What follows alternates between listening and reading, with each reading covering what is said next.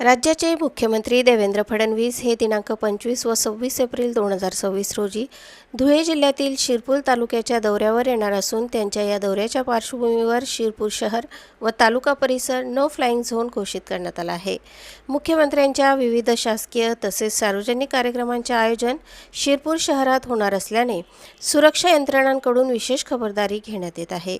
त्याचाच एक भाग म्हणून 25 व 26 एप्रिल या दोन्ही दिवशी सकाळी 10 ते सायंकाळी 10 या कालावधीत शिरपूर शहरासह संपूर्ण तालुका हद्दीत ड्रोन उड्डाणावर बंदी घालण्यात आली आहे। या संदर्भात अप्पर जिल्हा दंडाधिकारी संजय बागडे यांनी आदेश जारी केले असून या आदेशानुसार कोणत्याही व्यक्तीस विनापरवाना ड्रोन उड्डाण करणे, ड्रोनचा वापर करणे किंवा आकाशात कोणत्याही प्रकारचे उड्डाण उपकरण सोडणे पूर्णपणे निषिद्ध करण्यात आले आहे।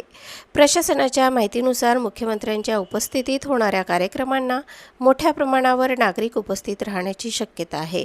त्यामुळे कायदा व सुव्यवस्था अबाधित ठेवण्यासाठी तसेच कोणत्याही प्रकारचा सुरक्षेचा धोका टाळण्यासाठी ही उपाययोजना करण्यात आली आहे।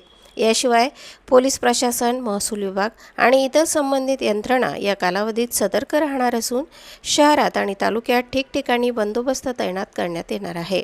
संशयास्पद हालचालींवर लक्ष ठेवण्यासाठी विशेष पथके कार्यरत राहतील। प्रशासनाने नागरिक छायाचित्रकार, यूट्यूबर्स तसेच ड्रोन ऑपरेटर्स यांना स्पष्ट सूचना दिल्या आहेत की या कालावधीत कोणत्याही प्रकारचा ड्रोन वापर टाळावा। आदेशाचे उल्लंघन करणाऱ्यांवर कडक कायदेशीर कारवाई करण्यात येईल असा इशाराही देण्यात आला आहे। दरम्यान शिरपूर शहर नो फ्लाइंग झोन घोषित केल्यामुळे कार्यक्रम स्थळांच्या परिसरात सुरक्षा अधिक मजबूत होणार असून मुख्यमंत्र्यांचा दौरा निर्विघ्न पार पाडण्यासाठी प्रशासनाने सर्व आवश्यक तयारी पूर्ण केली आहे। प्रतिनिधी गणेश शार्दूलसह स्वराज्य न्यूज शिरपूर।